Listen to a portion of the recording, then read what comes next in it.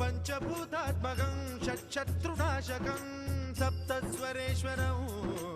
अष्टसिद्धीश्वरं नवरसमनोहरं दशदिशासु विमलं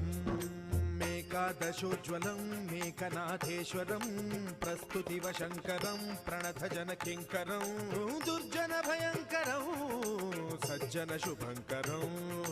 प्राणिभवतारकं प्रकृतिहितकारकं भुवनभव्यभवनायकं भाग्यात्मकं रक्षकं ईशं सुरेशं ऋषेशं परेशं नटेशं गौरीशं गणेशं भूतेशं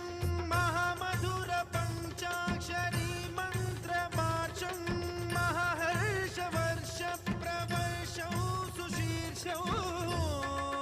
नमो हराय च स्मरहराय च पुरहराय च रुद्राय च भद्राय च इन्द्राय च